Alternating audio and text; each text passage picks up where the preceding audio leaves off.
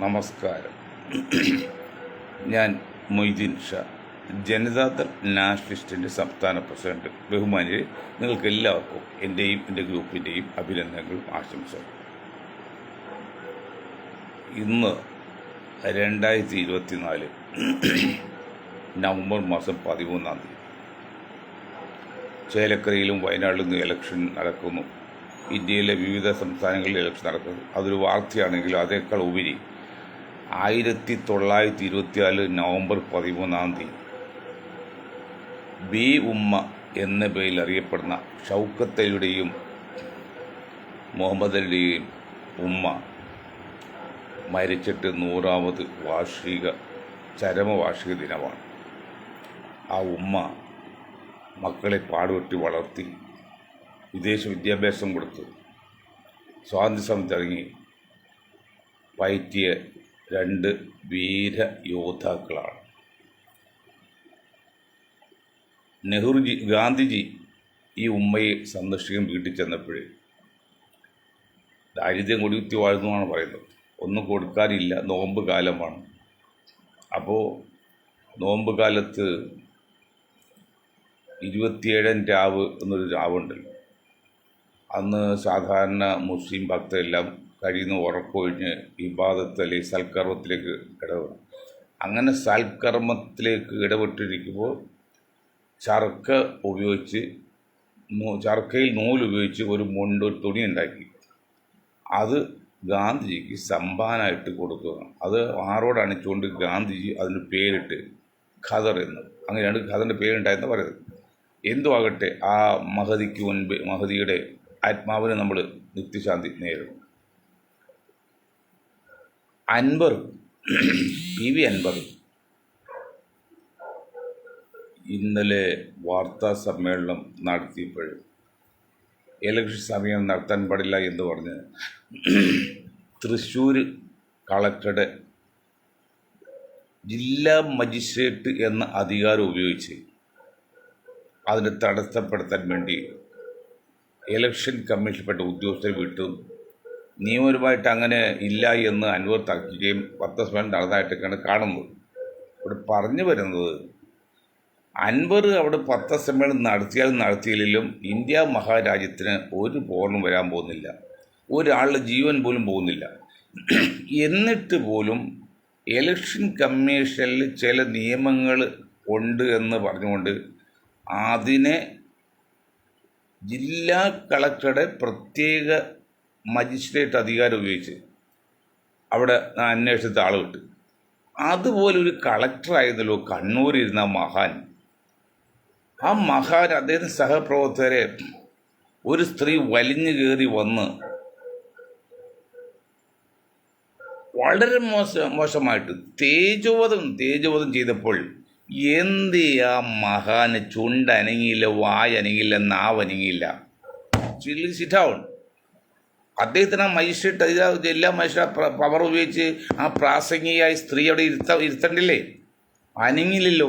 ഇവിടെയൊക്കെയാണ് കള്ളന്മാരും നല്ലൊന്നും തിരിച്ചറിയുന്നത്. ഇങ്ങനെ കള്ളന്മാർ തന്നെയല്ല. ഈ പിണറായി സർക്കാരിൻ്റെ ഭരണകാലത്ത് പിണറായി സർക്കാർ മുഖ്യമന്ത്രിയാണ്. എന്തൊരു ധീര യോദ്ധാവായിരുന്നു. ഇപ്പോൾ ഒരു പട്ടി പോലും വായിക്കുന്നുണ്ടോ? സർക്കാർ ഉദ്യോഗസ്ഥന്മാർ കാണിക്കണില്ലേ? ഒരു IAS ഉദ്യോഗസ്ഥനെ സസ്പെൻഡ് ചെയ്തപ്പോൾ അവൻ വാട്സപ്പിൽ മെസ്സേജ് കൊടുക്കാണ്, നീ ഇവിടെ പുല്ല്, എനിക്ക് ഇതല്ലെങ്കിൽ ജീവിക്കാണ്ടതൊക്കെ പറഞ്ഞിട്ട്.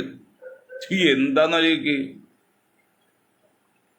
ഒരു മുഖ്യമന്ത്രി സകലകല വല്ലഭൻ, CPM-ന്റെ സർവാധികാരി, ഇന്ത്യയിലെ സർവാധികാരിയായ പിണറായി വിജയൻ സഖാവ് മുഖ്യമന്ത്രിയായി ഭരിക്കുമ്പോൾ അദ്ദേഹം 2 IAS ഉദ്യോഗസ്ഥരെ സസ്പെൻഡ് ചെയ്തപ്പോഴേ അതിൽ ഒരുത്തൻ പ്രതികരിച്ചിരിക്കുന്നതാണ്, നീ ഇവിടെ പുല്ലേ, ഇരിക്കുന്നതിൽ വേറെ ജീവിക്കാൻ വഴിയുണ്ടെന്ന്, പരസ്യമായിട്ട്. അപ്പോൾ ഈ മുഖ്യമന്ത്രി ഉൾക്കൊള്ളുന്ന LDF ഭരണത്തിൽ ഈ എന്ത് പുല്ല് വിലയുണ്ടോ? എന്താ കാരണം? വില അവർ കളഞ്ഞതാണ്. ഇരിക്കേണ്ട അടുത്ത് ഇരുന്നില്ലെങ്കിൽ അവിടെ പട്ടി കയറി ഇരിക്കുന്നൊരു വഴഞ്ചലുണ്ട്. അത് കാണുന്നത് മുഖ്യമന്ത്രിയുടെ റെസ്പെക്റ്റ് ഒക്കെ, ജനങ്ങളോടുള്ള റെസ്പെക്റ്റ്, ജനങ്ങൾ അവർക്ക് കൊടുക്കുന്ന റെസ്പെക്റ്റൊക്കെ മാന്യമായി പോയില്ലെങ്കിൽ ഇങ്ങനെ സംഭവിക്കും. ഒരു ഉദ്യോഗസ്ഥൻ നിയന്ത്രിക്കാൻ പറ്റാത്ത ഈ മുഖ്യമന്ത്രി LDF ഭരണമൊക്കെ എന്തിന്, ആർക്ക് വേണ്ടി? പറയുമ്പോൾ കുറ്റങ്ങളെ പറയാനുള്ളൂ, നന്മ ഒന്നും പറയാനല്ല. സീപ്ലൈ എന്ന ഉമ്മൻചാണ്ടി 2013 11 വർഷം മുമ്പ് അത് കൊണ്ടുവന്നു. അന്ന് തടഞ്ഞില്ലേ? പുന്നമടക്കായലിൽ ഇറക്കാൻ സമ്മതിച്ചില്ല. സഖാക്കളല്ലെന്നാണ് CIT-കാരും മീൻ തൊഴിലാളികളും മത്സ്യത്തൊഴിലാളികളും. ട്രാക്ടർ വന്നപ്പോൾ, കമ്പ്യൂട്ടർ വന്നപ്പോൾ, ഇന്ന് സ്റ്റേഡിയത്തിനടുത്ത് ഒരു കോൺട്രാക്ട് നടത്തുന്ന ആളുകളുണ്ട്. അദ്ദേഹം പറഞ്ഞ് എന്നോട് വിളിച്ച് പരാതി പറയാണ്, ഈ തൊഴിലാളികൾ എന്ന് ഒരു പണി എടുക്കുകയില്ല, ഇടിപ്പിക്കുകയില്ല, ബുദ്ധിമുട്ടാക്കുന്നതുകൊണ്ട് നഷ്ടമാണ്, ഞാൻ നിർത്താൻ പോകണം. ഞാൻ നിങ്ങൾ വ്യക്തമായിട്ട് പറയൂ, ആരാണെന്ന് പറഞ്ഞാൽ ആൾ പറഞ്ഞാൽ അതിൻ്റെ മുകളിലുള്ള ആൾക്കാണ് സംസാരിക്കാം. ഇവിടെ CPM-ൻ്റെ ജില്ലാ സെക്രട്ടറി സഖാവ് മോഹൻ വളരെ നല്ല മനുഷ്യനാണ്. അദ്ദേഹത്തിന് പറഞ്ഞാൽ അത് പരിഹാരം കാണാം എന്ന് പറഞ്ഞപ്പോൾ പിന്നെ പറയില്ല, അങ്ങനെ പരാതിപ്പെടില്ല. അപ്പം അങ്ങനെയാണ് കമ്മ്യൂണിസ്റ്റ് പാർട്ടിയിലെ ചില തൊഴിലാളികൾ, ചില നേതാക്കളും കാണിക്കുന്ന വൃത്തികേടിനാണ് മൊത്തത്തിൽ ചെളിവാരി അറിയുന്നത്. ഒന്ന് ആലോചിച്ച് നോക്കുക, ഒരു ഉദ്യോഗസ്ഥനെതിരെ സസ്പെൻഷൻ പുറപ്പെടുവിച്ചാൽ അയാൾ ധിക്കാരപരമായിട്ട് വാട്സപ്പിൽ അല്ലെങ്കിൽ ലൈനിൽ വന്നിട്ട് പറയുകയാണ് എനിക്ക് വേറൊരു പണിയുണ്ട്, പോയി പണി വെക്കാന്ന് പറഞ്ഞാൽ അവരൊക്കെ വച്ചിരിക്കാൻ പറ്റുമോ? പണ്ട് സഖാക്കളാണെങ്കിലോ മുഷ്ടി ചുട്ടി മുദ്രാവാക്യം വിളിച്ച CIT സഖാക്കളും കമ്മ്യൂണിസ്റ്റ് സഖാക്കളൊക്കെ അന്നത്തെ സഖാക്കളെങ്കിൽ ഇവരൊന്നും പിന്നെ ഭൂലോകം കാണൂല. ഈ കളക്ടറും ഈ IAS പിന്നെ ഭൂലോകം കാണൂല, ഇരുട്ടടിയിരിക്കും, തട്ടിക്കളയും. പക്ഷെ ഇപ്പം അത് അവർക്ക് പവറില്ല, അവർ ഇല്ല. കാരണം എല്ലാം അഴിമതിയിൽ പെട്ടുപോയി. എന്ത് തെറ്റ് ചെയ്താലും അങ്ങോട്ട് ചെന്നാൽ മതി. പാർട്ടി ഓഫീസിൽ കയറിയിട്ട് എല്ലാം തീർന്നു, അവർ BJP ഓഫീസിൽ കയറിയിട്ട് എല്ലാം തീർന്നു. അങ്ങനെ ഈ രണ്ട് ഗവൺമെൻറ്റും, കേന്ദ്ര ഗവൺമെൻറ്റും സംസ്ഥാന ഗവൺമെൻറ്റും ഒരുപോലെ ജനങ്ങൾക്ക് എതിരായിട്ടുണ്ട്. ചിന്തിക്കാൻ പറ്റൂ, കമ്മ്യൂണിസ്റ്റ് മുഖ്യമന്ത്രി ഭരിക്കുമ്പോൾ, അതും പിണറായി വിജയനെ പോലെ ഉരുക്ക് മുഷിയുള്ള ഇരട്ടച്ചങ്കുള്ള ഒരാൾ ഭരിക്കുമ്പോൾ, കേവലം ഒരു IAS ഉദ്യോഗസ്ഥൻ, IAS ഉദ്യോഗസ്ഥരെക്കാൾ മുകളിലാണ് ആരാണ്? Chief secretary. മനസ്സിലാക്കണം, പ്രോട്ടോക്കോൾ മനസ്സിലാക്കണം. ഈ IAS ഉദ്യോഗസ്ഥം, ARS ഉദ്യോഗസ്ഥം മനസ്സിലാക്കണം, നിങ്ങളെക്കാൾ പ്രോട്ടോക്കോൾ വെച്ച് നോക്കിയാൽ ഉന്നതൻ ചീഫ് സെക്രട്ടറിയാണ്. ആരാണ് ചീഫ് സെക്രട്ടറി? കേരളത്തിലെ സംസ്ഥാന ചീഫ് സെക്രട്ടറി. ഈ ചീഫ് സെക്രട്ടറി മുകളാണ് ഒരു MLA. മനസ്സിലാക്കണം, നിങ്ങളോട് പറഞ്ഞു മനസ്സിലാക്കണം. അതേപോലെ ഒരു MLA, ഈ MLA-ക്കാൾ മുകളിലാണ് ചീഫ് മിനിസ്റ്റർ. ആ ചീഫ് മിനിസ്റ്റർ ഇത്രയും വൃത്തികേട് ചെയ്തിട്ട് ഒരു സസ്പെൻഷൻ ഓർഡർ ഇട്ടപ്പോഴേ അത് പുല്ല് വില കൊണ്ട് എനിക്ക് ജീവിക്കാൻ വേറെ വഴിയുണ്ട്, എനിക്ക് പുസ്തകം എഴുതാനുണ്ട്, ഇതൊന്നും എനിക്ക് വലിയ കാര്യമില്ലെന്നിട്ട് പരസ്യമായിട്ട് ആക്ഷേപിക്കുമ്പോഴേ പഴയ സഖാക്കളാണെങ്കിലോ പിന്നെ അവരൊന്നും വെളിച്ചം കാണില്ല. അങ്ങനെയുള്ള സഖാക്കളെ നമുക്ക് താല്പര്യം. അനീതിക്കെതിരെ പറയുമ്പോൾ ധിക്കാരം കാണിക്കുന്നവരൊക്കെ ഉണ്ടോ ഭൂമുഖത്ത് വെച്ചുകൊണ്ടിരിക്കരുത്. അതൊന്നും ഇല്ലാതെയായിപ്പോയി. അതാണ് ഒരു കാര്യം. മറ്റൊന്ന്,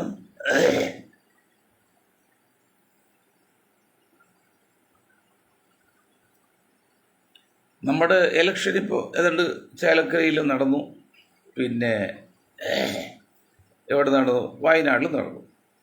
മറ്റേ പാലക്കാട് ഇരുപതാം മാറ്റിവെച്ചു. ഇരുപതാം മാറ്റി കാര്യമില്ല. അങ്ങനെ ഉത്സവം ഉണ്ടെങ്കിൽ ഒരു ദിവസം നേരത്തെ ആക്കി പ്രശ്നം തീർത്താൽ മതിയായിരുന്നു. അത് ചില ഭക്തി താല്പര്യങ്ങൾ ഇതൊക്കെയാണ്. പിന്നെയും നീണ്ടു പോകണം. അതങ്ങനെ ആകട്ടെ തൊട്ടേ. ഉത്സവത്തെ നമ്മൾ ബഹുമാനിക്കുന്നു. ഉത്സവം കേട്ടാൽ അതിലൂടെ ഒരു ദിവസം മുന്നോട്ടാക്കാം, കുഴപ്പമില്ല. അത് വീണ്ടും ഒരാഴ്ച കൊടുക്കണേ, അല്ലെങ്കിൽ പിറ്റേന്നാക്കാം. അപ്പോൾ അതൊക്കെ എൻ്റെ ഉദ്ദേശങ്ങൾ BJP-യിൽ ചില പടൽപ്പടക്കൾ തീർക്കാൻ അവസരം കിട്ടിട്ടെന്ന് വിചാരിച്ചു ഇലക്ഷൻ കമ്മീഷൻ ചെയ്താന്നാണ് പറയുന്നത്. എന്തുകൊട്ടെ അവിടെ വീണ്ടും ഞാൻ പറഞ്ഞത് മുരളിയുടെ പ്രവർത്തനമാണ്. എന്തെങ്കിലും കാരണവശാൽ ഈ വരുന്ന അസംബ്ലി തെരഞ്ഞെടുപ്പിൽ, ഈ കഴിഞ്ഞ അസംബ്ലി തെരഞ്ഞെടുപ്പിൽ പാലക്കാട് കോൺഗ്രസ് തോറ്റുപോയാൽ മുരളിയുടെ കാര്യം കഷ്ടമാണ്. കോൺഗ്രസിനെ സ്നേഹിക്കുന്ന അന്തസ്സുള്ള അഭിമാനമുള്ള കോൺഗ്രസ്സുകാർ വച്ചിരിക്കില്ല വെച്ചാൽ അത്ര വികാരപരമാണ്. ഇത്തവണത്തെ പാലക്കാട് ഇലക്ഷൻ കോൺഗ്രസ് സംബന്ധിച്ച് അത്ര തന്ത്രപ്രധാനമാണ്, അത്ര വികാരപരമാണ്, അത്ര ആത്മാർത്ഥ ചെയ്യേണ്ടതാണ്. കാരണം എന്തുകൊണ്ട് അറിയോ? അവിടുന്ന് ഷാഫിയെ കൊണ്ട് പിന്നെ ഷാഫി എവിടെയൊക്കെ ഇട്ട് വടകരക്കിടേണ്ട ഒരു കാര്യം ഉണ്ടായില്ല. അങ്ങനെ അത് ചെയ്തിട്ട് പേരിൽ കേൾവിദോഷം നടക്കണം. അപ്പോൾ എന്തെങ്കിലും കാരണം ജയിച്ചില്ലെങ്കിൽ കോൺഗ്രസ്സിന് അണികൾ വെച്ചോണ്ടിരിക്കില്ല. അത് കാരണമാകും ഇദ്ദേഹത്തിൻ്റെ പ്രസ്താവനയെങ്കിൽ അവർ മറുവശം അനുഭവിച്ചുകൊണ്ടിരിക്കില്ല. കാരണം അങ്ങനെ കുറേയൊക്കെ ഭൂമുഖത്ത് മാറിയാലെന്ന് ഈ ലോകം അല്ലെങ്കിൽ നാട് നന്നാവുള്ളൂ. ഈ അധികാരത്തിന് മോഹം, എനിക്ക് സ്ഥാനം കിട്ടിയില്ല, എനിക്ക് സ്ഥാനാർത്ഥിയില്ല, അവിടെ വെച്ച് പാര വെച്ച് പോകുന്നു. ഇവരൊക്കെ എന്ത് ചെയ്യണമെന്ന് തന്നെ പാര വെച്ച് വന്നു. ഉണ്ടാവുന്നത് മുഴുവൻ സമ്പാദിച്ച് കോടികൾ ഉണ്ടാക്കി എന്നിട്ട് അത് പാര വെച്ചൊക്കെയാണ്. ആർക്കും മനസ്സിലായത് അവിടെ BJPയും കോൺഗ്രസുമാണ് മത്സരം എന്ന് പറഞ്ഞാൽ മാത്രമേ മതേതര വോട്ടുകൾ കോൺഗ്രസ് കിട്ടുള്ളൂ. അവിടെ കോൺഗ്രസ് സ്ഥാനാർത്ഥി ജയിക്കട്ടെ, ഏതായാലും ആരായാലും അത് സ്ഥാനാർത്ഥി പുണ്യമാണെന്ന് നമ്മൾ പറയുന്നില്ല. കാരണം യൂത്ത് കോൺഗ്രസ് ഇലക്ഷനിൽ കൃത്രിമ വോട്ടുണ്ടാക്കി പറഞ്ഞ ഒരു ആരോപണം വന്നിട്ടുണ്ടല്ലോ. ആരോപണമല്ലേ അവസ്ഥ ഉണ്ടെന്ന്. അതൊക്കെ വെച്ച് നോക്കുമ്പോൾ അവനൊക്കെ അധികാരത്തിൽ കയറ്റി വിട്ടാലും ബുദ്ധിമുട്ടാണ്. അധികം ഒരു യൂത്ത് കോൺഗ്രസ് പ്രസ്ഥാനം കിട്ടുമ്പോൾ ഇത്രയും വൃത്തികൾ ചെയ്തെങ്കിൽ ചെയ്യുമെന്നാണ് പത്രക്കാരൊക്കെ പറയുന്നത്. ചെയ്തെങ്കിൽ അതിനേക്കാൾ നേട്ട് കിട്ടാൻ വേറെ എന്തെല്ലാം ചെയ്യും. ഒക്കെ അത്ര ഫിറ്റായ ആളൊന്നുമില്ല. പക്ഷേ അവിടെ ജയിക്കേണ്ടത് കോൺഗ്രസ് സ്ഥാനാർത്ഥി ജയിക്കേണ്ടത് UDFിൻ്റെ ആവശ്യമാണ്. ഇവിടുത്തെ പിന്നോക്കത്തിൽ ന്യൂനപക്ഷങ്ങൾ ആവശ്യമാണ്. അവിടെ എന്തെങ്കിലും കാരണവശാൽ കോൺഗ്രസ് തോറ്റാൽ ഈ മുരളീധരനും ഈ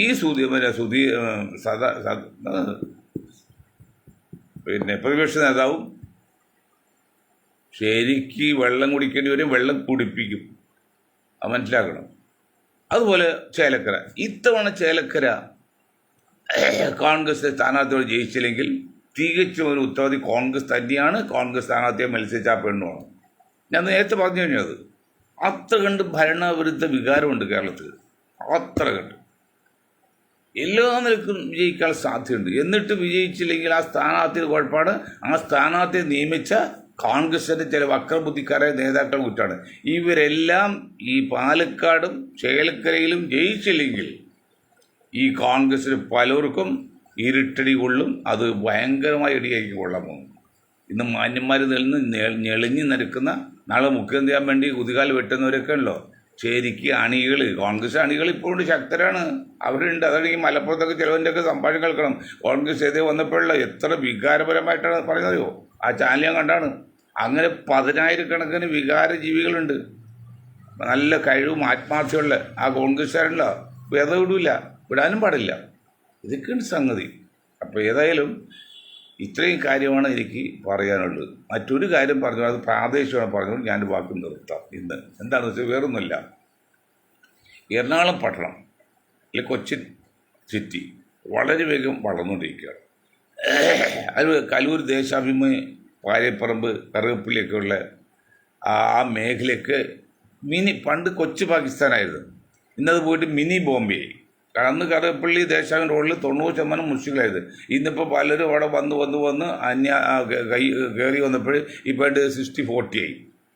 ആ 60-40 കാരണമുണ്ടല്ലോ. അന്ന് ദേശാഭിമാനി ജംഗ്ഷനിൽ നിന്ന് ഒരു ഈ കുടുക്ക് വഴിയായിരുന്നു. ഒരു ട്രസ്റ്റിൻ്റെ പേരിലാണ്. കൊടുക്കില്ല, കാരണം അവിടെ താമസിക്കുന്ന ഒരു പ്രത്യേക സമുദായമാണല്ലോ.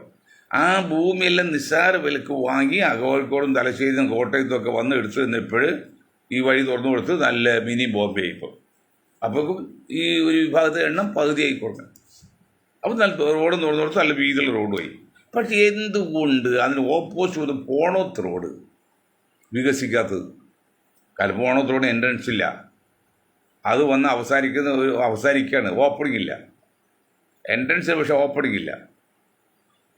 അപ്പോൾ നമ്മളിപ്പോൾ പറയുന്നത് ആ പോണോത്ത് റോഡിൻ്റെ ഓപ്പണിംഗ് വെച്ച് ആ road stadium link road, IMA ഒക്കെ വയ്ക്കുന്ന IMA റോഡ് എന്ന് പറയും, സ്റ്റേഡിയം ലിങ്ക് റോഡ് എന്ന് പറയും. ഔദ്യോഗികമായിട്ട് സ്റ്റേഡിയം ലിങ്ക് റോഡ്, സ്റ്റേഡിയം ലിങ്കിലുള്ള ഒരു ഓപ്പണിംഗ് വേണം. അതിനുവേണ്ട ശ്രമമാണ്. അപ്പോൾ അവിടുന്ന് ഈ ലിങ്ക് റോഡിൽ നിന്ന് ഒരു വഴി ഉണ്ടായിരുന്നത്, ആസാർ റോഡിലേക്ക് വരുന്നൊരു വഴി ഉണ്ടായിരുന്നത് വൈലോപ്പിള്ളി ലൈനാണ്. അതിപ്പോൾ കർശനമായിട്ട് വൺ വേ ആക്കി പോലീസ് നിർത്തിയേക്കാണ്. അപ്പോൾ അതുകൊണ്ട് ഒരു വണ്ടിക്ക് വരാൻ പറ്റില്ല. പിന്നെ ഈ വണ്ടിയെല്ലാം വരാൻ ഏക മാർഗ്ഗം ഒരു കാനക്ക് മുകളിൽ ഒരു ഇടവഴി പോലെയാണ്. ഒരു സ്കൂട്ടർ കഷ്ടി പോരാ, അങ്ങനത്തെ വഴിയാണ്. അതെപ്പോഴും ബ്ലോക്കാണ് ഇപ്പോൾ, കാരണം എല്ലാവരും തന്നു തുടങ്ങി. അപ്പോൾ അതുകൊണ്ട് നമ്മൾ നിർബന്ധമായിട്ടും നാട്ടുകാരുടെ സഹായത്തോടെ, പാർട്ടികളുടെ സഹായത്തോടെ ഈ റോഡ് IMA റോഡ് അല്ലെങ്കിൽ സ്റ്റേഡിയം ലിങ്ക് റോഡിലേക്ക് ഓപ്പൺ ചെയ്യാൻ പറ്റുമെന്നുള്ളൊരു ശ്രമത്തിലാണ്. അതിനാണ് ദിവസത്തിനുള്ളിൽ തന്നെ അതിനൊരു സർവകക്ഷി യോഗം ചേർന്ന് ഒരു മീറ്റ് വിളിച്ചിട്ട പരിപാടി. അത് നിങ്ങൾ വ്യക്തമായിട്ട് അറിയിക്കും. അപ്പോൾ നിങ്ങളെല്ലാവരും സഹായിക്കണം എന്ന് പറഞ്ഞുകൊണ്ട് ഞാൻ എൻ്റെ വാക്കുകൾ നിർത്താൻ. നിങ്ങൾക്ക് ഒരായിരം നന്ദി. ജയ് ഹിന്ദ്.